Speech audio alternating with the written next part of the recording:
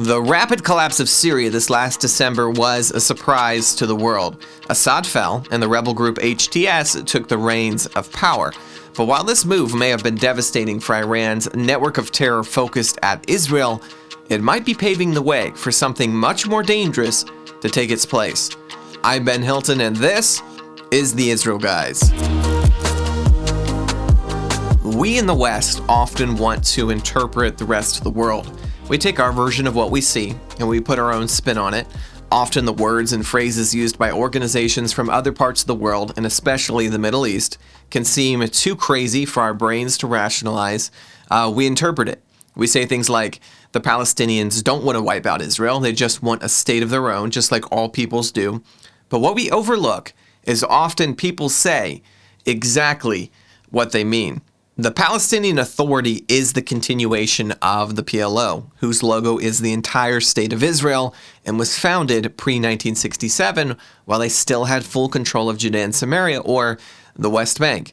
So maybe we should take the Palestinian Authority seriously when they refuse to recognize the state of Israel as legitimate, or chant from the river to the sea, Palestine will be free, or full ethnic cleansing of Israel. And this concept should also apply to Syria's new ruling party, HTS. The West has been interpreting their every move since they took power this last December, painting them as some kind of new step forward for Syria, or as a moderate voice for progress in the region. But like the Palestinian Authority, let's stop interpreting the HTS and let them speak for themselves. HTS is Arabic for the Organization for the Liberation of Greater Syria. That right there should give us pause. Historically, Greater Syria has been synonymous with the entire Levant, which covers Jordan, Lebanon, Syria, most of Turkey, and Israel. With that in mind, let's take a look at their relationship to the rest of the Middle East. Bashar Assad was being propped up primarily by Russia, China, and Iran. Russia traded their support of Assad for access to a naval base on the Mediterranean Sea, which was their springboard into Africa. China also had strong economic ties with Syria, investing heavily in oil and gas projects. However, the country that arguably got the most benefit from their relationship with Syria was Iran. The two countries have had a very close working relationship since the Iran-Iraq War of the 1980s, and up until the takeover by HTS in December, Syria not only supported Hezbollah and Hamas, but provided a direct route for Iran to ship arms to these groups. But now that HTS is in power, things are changing. HTS is not only not friendly towards Iran, but also openly hostile. And this severely complicates Iran's Israel annihilation goals. As a last-ditch effort, shortly after Assad's fall, Iran reached out to HTS, hoping for some kind of a continuation of their working relationship, but they were flatly turned down. HTS even went so far as to ban all Iranians from entering Syria for the foreseeable future. And HTS's hostility to Iran brings us to something that almost no one is willing to talk about, and that is Turkey. Turkey and Iran are right now locked in a quiet death struggle for control of the Middle East. And HTS has made their choice as to which side of this struggle they are taking. We'll get into a lot more on this in a moment, but first, did you know that you can diversify your investments while supporting Israel? Let me share with you a significant way that you can strengthen Israel through investing. My family and I have been clients of the licensed investment firm Wise Money Israel for years. They're friends and financial sponsors managing Israeli stock and bond accounts for people around the world. You not only bless Israel by investing here, but you can make a profit along the way. Support Israel by backing successful companies that empower the Jewish people. God promised that those who bless Israel will also be blessed, be part of what He is doing in our days to make Israel prosperous. Align your finances with your faith, diversify your investments in currency, and partner with Israelis who share your values. For more information, see the description below. Visit wisemoneyisrael.com/the Israel Guys and sign up for a free consultation today. That's wisemoneyisrael.com/the Israel Guys. So Turkey seems to be actively working towards the restoration of the Ottoman Empire. At its peak, the Ottoman Empire covered parts of northern Africa, large sections of the Middle East, and even extended into parts of Europe. And one major step Turkey has taken in recent days towards this restoration of the Ottoman Empire is the HTS takeover of Syria. Even though HTS hasn't been very public about their alignment with Turkey, as we said before, they have been working in opposition to Iran.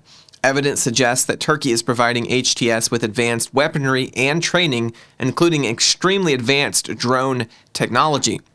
Also, very shortly after the takeover of Syria, Turkey's embassy in Damascus was up and running. Turkish intelligence officials were some of the first to meet with HTS leaders after a government was formed, and Turkey sent advisors and support to create the new Syrian army, navy, and air force. All of this is very dangerous for the state of Israel. As huge of a threat as Iran is to Israel, they are a decaying nation hundreds of miles from Israel's borders, and their major source of power came from guerrilla warfare, terrorist tactics on Israel's borders through Hezbollah and Hamas. But with Turkey, things are different. Turkey has had a massive modern military ranked in the top 10 worldwide. They are part of NATO. They have U.S. nuclear weapons stored in their country, and now they have direct access to Israel's borders through HTS in Syria. And Turkey hates Israel's guts. Over the years, Turkey has accused Israel of genocide again and again. They claim Israel has surpassed Hitler in barbarism. This last year in 2024, Turkey officially cut their trade agreement with Israel worth $7 billion annually, and then 2 months later threatened to send troops to invade Israel's borders if they didn't end the war with Hamas. Thankfully, that threat hasn't materialized yet. Then several months later, Turkey went so far as to cut all diplomatic ties with Israel. I'll have to say that it was a very shrewd move on Israel's part to take out as much of Syria's military as they did while the transition from Assad to HTS was happening. It probably set back Turkey's plans for the region by at least a few years. These next few years under President Trump could greatly shape the future of the Middle East. If Trump can be forward-thinking enough to cripple Iran militarily and economically and hold Turkey back from pursuing their goals of Ottoman domination and Israel subjugation, it will set a precedent for the Middle East that could echo for many years to come.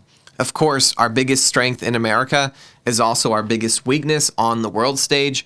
Many other countries don't hold to our democracy ideals and can quietly keep their mouths shut and their heads down for a couple years while they wait for a more sympathetic administration to take the reins of power.